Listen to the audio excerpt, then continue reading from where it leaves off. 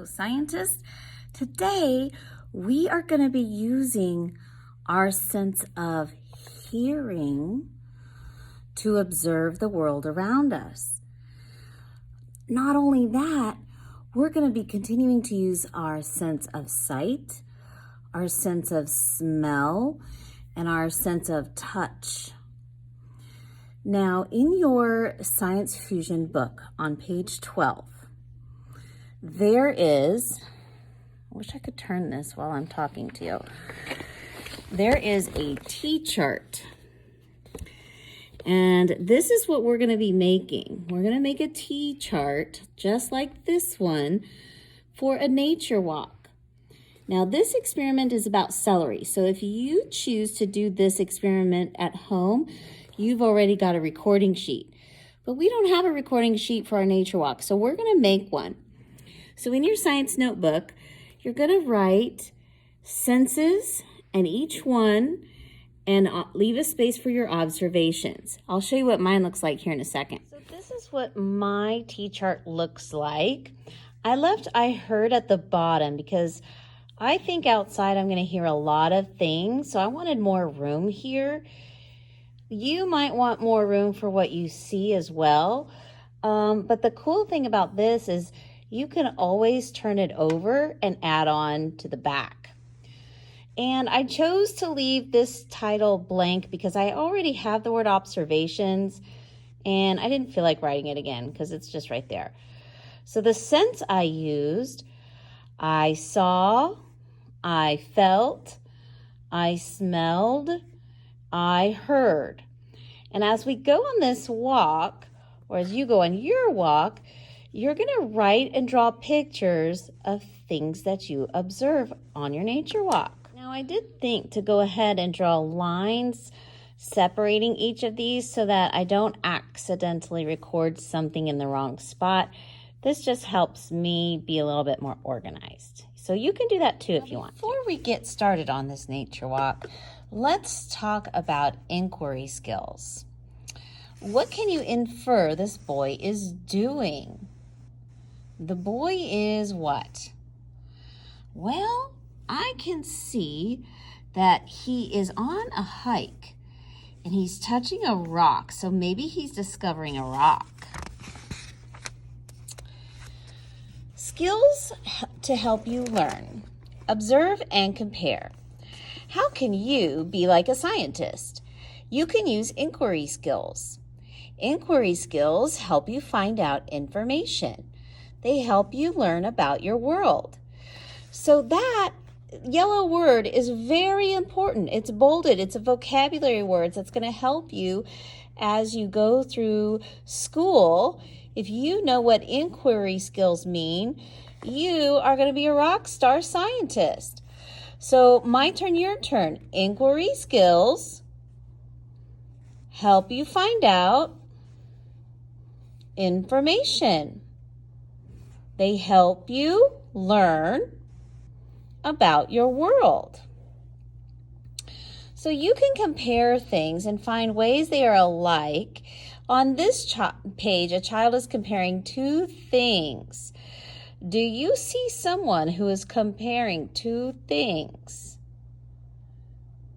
Yes, right here. He's comparing the yellow leaf to the green leaf. That is inquiry. He's finding out information about how they are the same and how they are different. This little girl is using her observation skills and just looking at the details of a leaf.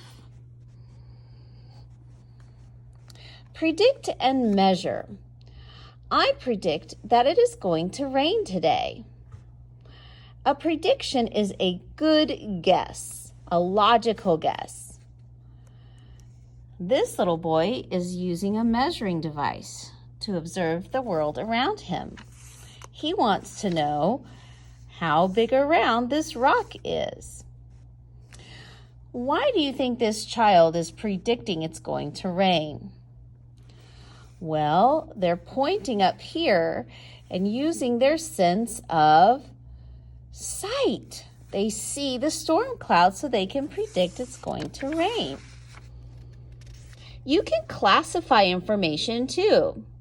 So this girl is outside and she is looking at birds that are flying around. These are the birds she took photographs of. And then she made a graph or a table to share her information. She saw one red bird right there. She saw 2 blue birds right here. How many brown birds did she observe? Yes, 3. So you can fill in that graph to show she found 3 brown birds. When you are filling out a graph, you share it with someone. That means you're communicating your findings. Scientists also hypothesize and plan an investigation. A big log rolls farther than a small log because it is heavier. That is his hypothesis. That means a logical guess. So he's thinking that the big log will roll farther than the small log because it has more weight. It will go farther. You can plan an investigation. I will roll both logs down the hill to test that hypothesis.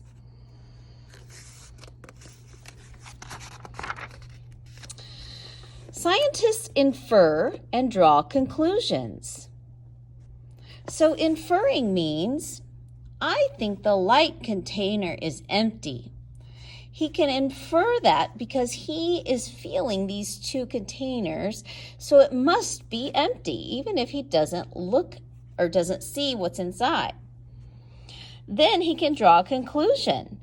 He spills out and turns those containers upside down, and his conclusion says, empty containers are lighter than full containers. Scientists also make a model and sequence. In this situation, she's looking at photographs of a butterfly's life cycle. This little girl made a model of a real butterfly using, looks like nuts and leaves from nature and sticks. You can think about what would happen first, second, third, and last, and finish that. And there are some other things here to see if you have learned some excellent science vocabulary. Now, let's go outside and do our discovery, shall we? Here I am. I've picked a good spot outside where I can observe nature. I could go on a walk and do this if I wanted to, but I'm wearing heels today. So I'm sitting here next to a tree. I thought that would be a good spot. And the first thing I want to do is think about, what can I see?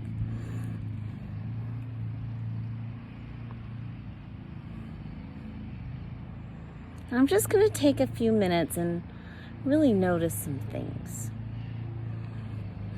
Oh, I just saw a butterfly fly by. Oh, I see wind blowing the tree leaves.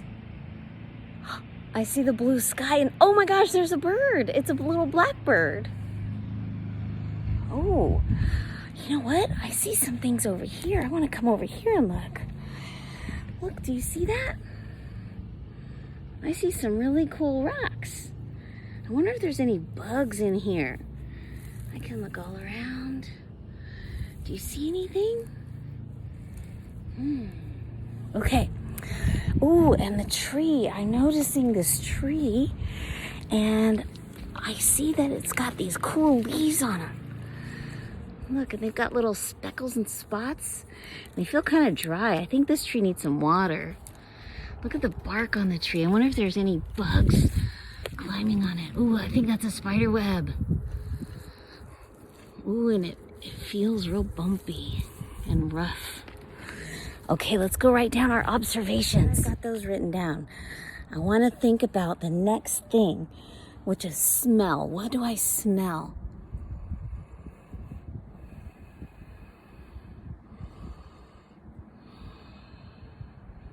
I smell clean air. If there was a flower nearby, I could smell it. I don't see any flowers. Now I'm going to listen. What can I hear with my ears? I heard a dog bark. I heard a lawnmower. I hear the leaves rustling. Ooh, I hear the wind blowing against my ears. I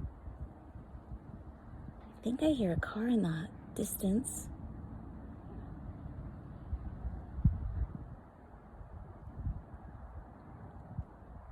Ooh, I hear another dog barking. I hear paper rustling. Wow, those are a lot of observations. I'm going to go write those down. So it's really important that while you're going on your nature walk, you have your notebook beside you with your pencil so that you can stop and jot. And something my daughter loves to do on nature walks is collect things that she finds that are really cool. Now, oh, a roly-poly. Can I take that roly-poly and stick it on my notebook? No, but I could draw a picture of it. So that's why you want to have your notebook, because not everything you can put in there. But if you find a really cool leaf or plant or something, maybe you take a little sample of it and your parents would let you tape it in there, because that's a really cool thing to do too. It's a lot of fun. So in my notebook, I recorded my nature walk observations. For my sense of sight, I saw trees, butterflies, a bird, rocks, blue sky, no clouds actually, I was going to color it, but I forgot, and grass. I felt with my hands the rough bark.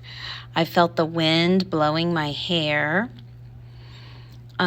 For my sense of smell, I used my nose and I smelled the clean, fresh air and grass. And I did talk about how I wished I had walked around to find a flower to smell, because that would have been nice. And my sense of hearing, I used my ears and I heard a lawnmower. I heard cars and trucks on the highway. I heard people. So now it's your turn to do your journal. Go outside, take a nature walk, take your notebook with you, walk around, record your observations, and then load it into your Seesaw page. Have fun with this, scientists.